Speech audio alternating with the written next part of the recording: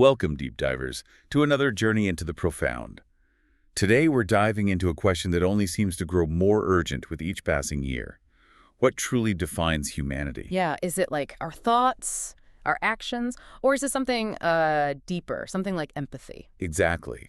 And that question is right at the heart of Philip K. Dick's seminal 1968 novel, Do Androids Dream of Electric Sheep? Absolutely. We're not just revisiting a classic sci-fi story here. We're really taking a deep dive into excerpts from this, well, groundbreaking work. It's so much more than just science fiction. It really is. It holds up a mirror to our own ideas about what it means to be alive, Yeah. to feel, to connect. Definitely. So, okay, our mission today is to explore these core themes: empathy, authenticity, and those really blurred lines between the creator and the creation. And you, listening, you'll find yourself questioning what human even means right alongside the characters. It's definitely not a simple journey. No, not at all. Let's set the scene. The world of the novel is it's set in 2021, which is fascinating in itself. Yeah, post-World War terminus. Hmm. Earth is, well, it's ravaged. There's this pervasive radioactive dust everywhere. And that dust has caused massive global depopulation. You see Yeah. these empty, derelict buildings all over, like the one J.R. Isidore lives in. It's not just decay, it's like entropy made visible. And the dust has another major consequence. Right, the genetic damage. It leads to this class of people called specials, or sometimes chickenheads. These are individuals with often significant physical or cognitive impairments. Society basically deems them biologically unacceptable. Pushes them to the margins. And because of this constant threat, the UN starts this huge colonization program. Offering android servants is a big incentive to get people off Earth. Exactly. It made it really hard for regulars, that's people without genetic damage, to even justify staying. Earth was essentially being abandoned. It's like this forced migration. The choice to stay is almost taken away, isn't it? It really is. And what's truly fascinating and kind of heartbreaking is how scarce real life has become. Actual living animals are incredibly rare. All right, and they become these huge status symbols. But more than that, they symbolize empathy. Owning a real animal, like Rick Deckard's sheep before it gets tetanus anyway, or his neighbor's horse, it's like a public declaration of your humanity. Which is such a stark contrast to all the electric animals everywhere. They look real, but they're just machines. And people go to great lengths to hide it if their animal is electric. It's a huge social faux pas to even ask about it. Worse than asking if someone's teeth are real.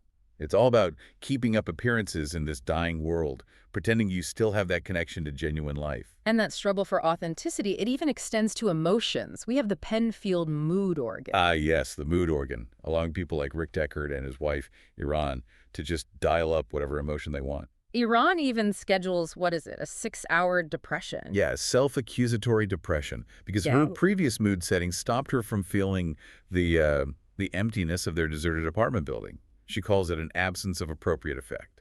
Which just raises this huge question, doesn't it? If you can dial up emotions, are they really yours? It's like a prosthetic for feelings. It really makes you wonder, is needing technology to feel, even despair, disconnecting them further? Are they creating a new kind of inauthenticity? It mirrors the artificiality creeping into everything. Genuine experience is just becoming so rare. Which actually ties into another key concept Dick introduces: kipple. Kipple. J.R. Isidore describes it so well. Useless objects, junk mail, old wrappers that just seem to reproduce when no one's looking. He even formulates the first law of kipple. Kipple drives out non-kipple. It's more than just trash. It's a metaphor, right, for entropy.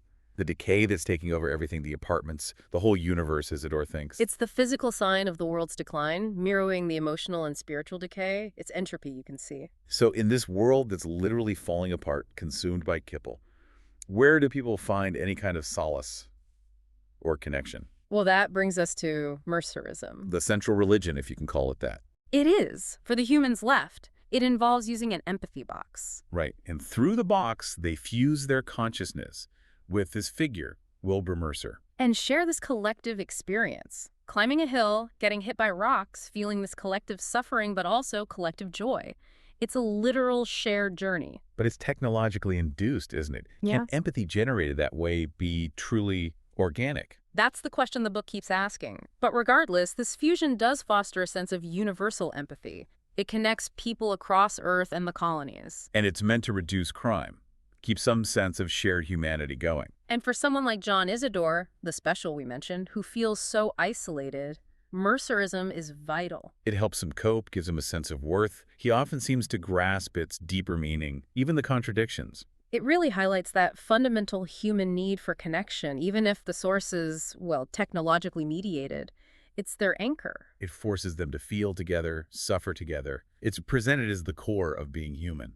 But is it real empathy or just a simulation? The novel never lets you get comfortable with an easy answer. And this whole idea of empathy gets incredibly complicated almost right away when the androids show up, the Nexus 6 models. Yeah, these aren't clunky robots. They're designed to be indistinguishable from humans, built for the colonies, but smart enough to escape back to Earth and just blend in. They're the ultimate challenge to the idea of human uniqueness. So how do you tell them apart? That's where the Voight-Kampff test comes in, the VK test. It's basically a polygraph for the soul. Kind of, yeah.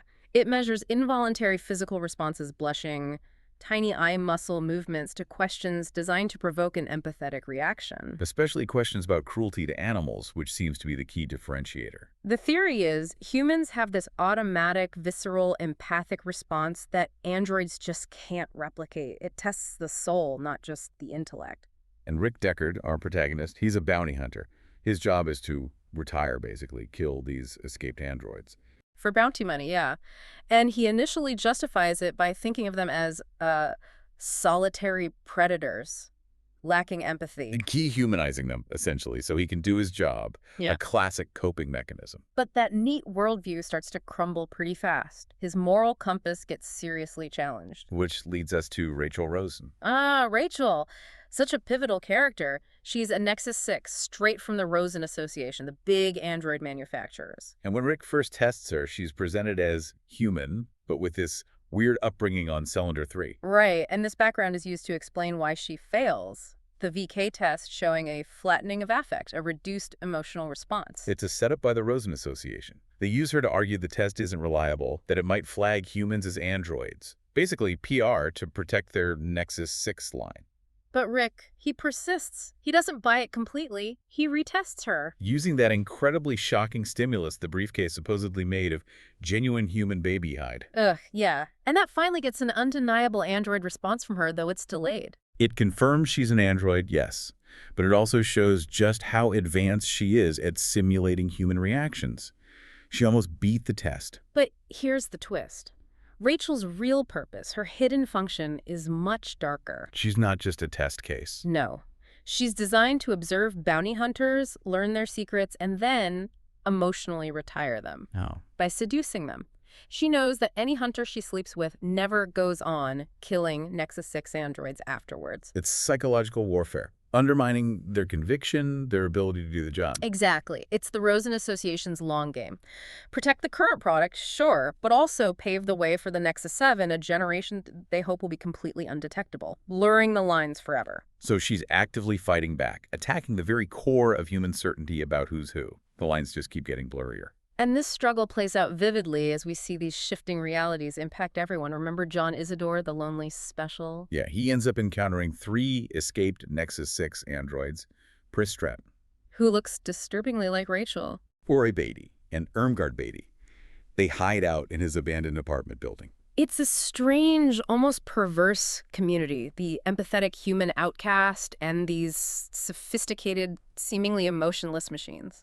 And then comes this massive blow to human faith, delivered by, of all things, a TV host, Buster Friendly. Who turns out to be an android himself. Hi. And he goes on air and meticulously proves that Mercer, the figurehead of their religion, doesn't really exist. Says he was just an old actor, Al Jury, filmed in a studio. Imagine that. The central pillar of your belief system just debunked on television. It shatters the spiritual foundation for so many. For Isidore, it's devastating. Especially because it happens right after the androids do something truly awful. The spider. Yeah, they find this rare, live spider, something Isidore cherishes as a symbol of precious life, and they just torture it.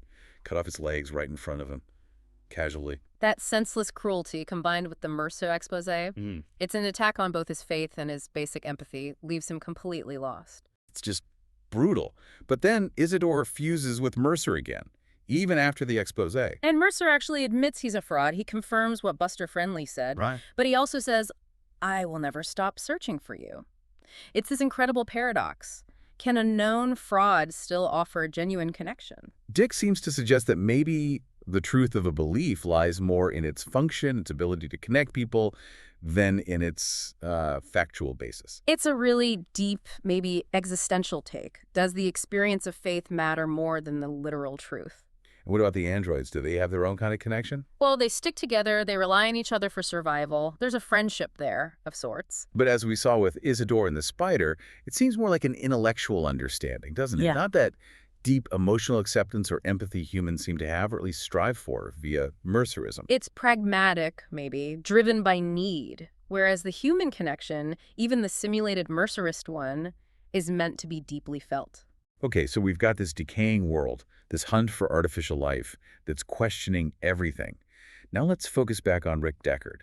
His journey gets really intense from here. Yeah, that initial justification androids are just predators. It really starts to fall apart. The burden of empathy becomes almost unbearable for him. Like after he retires Lou Beluft, the android opera singer, he has this unexpected emotional reaction. His partner at the time, Phil Rush, even calls him out for being overly sensitive about it. And that makes Rick realize, unsettlingly, that maybe he can feel empathy for certain androids. It shatters his whole framework. And then Rachel Rosen delivers the killing blow, emotionally speaking. The goat. Yeah. She kills Rick's new, real goat. It's pure vengeance. A cold, calculated act to destroy his connection to authentic life, to break him. The real destroyed by the artificial. And Rick feels it deeply. And after this loss, he fuses with Mercer again, looking for answers, maybe comfort. And Mercer gives him this really bleak but profound message. He calls it the curse of life. You will be required to do wrong no matter where you go. It is the basic condition of life to be required to violate your own identity. Wow, that's heavy. It is. But Mercer also tells him to keep going, to continue his wrong task, and crucially, that he's not alone in this kind of moral suffering. So it's like acknowledging the inherent difficulty the compromises life demands, but saying you still have to endure. Exactly. It connects Rick's specific burden to something universal. It validates his pain, but pushes him onward. And Rick, needing some sign of hope, finds that toad in the desert. An allegedly extinct toad. He desperately wants to believe it's real. A sacred sign from Mercer, maybe. A symbol of renewal in this artificial world. His last anchor for faith. But then comes the final twist. His wife, Iran, checks it out. It's electric. Just like the sheep. Just another imitation. Oh, man. Yeah. That just shatters everything for him, doesn't it? That last illusion of finding something truly naturally real. It perfectly sums up the book's core paradoxes. The questions about animal authenticity, Mercerism being both fraud and truth, and those completely blurred lines between human and android.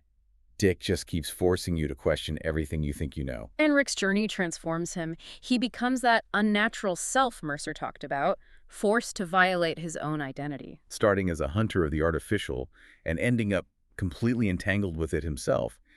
It suggests maybe that's just the human condition, amplified in his world. So what does this leave us, the listeners, with in our own world, which is getting pretty complex too? Yeah, if empathy can be faked, if our guiding beliefs can turn out to be constructed, if our own sense of self feels compromised, what's left? What anchors our humanity? How do we define real or alive when those lines get so fuzzy? It makes you think. Maybe the most human thing isn't what you care about, or even if the feeling is pure, maybe it's just the struggle to care. The deliberate act of engaging, right? Even when it's painful, even when the object of your care isn't straightforwardly real. Maybe that choice, that effort, is what truly matters. A powerful thought to hold on to, definitely. Absolutely. Well, thank you for joining us on this deep dive into Philip K. Dick's incredible and still incredibly relevant work. It was great diving in. Until next time, keep questioning, keep exploring, and maybe most importantly, keep caring.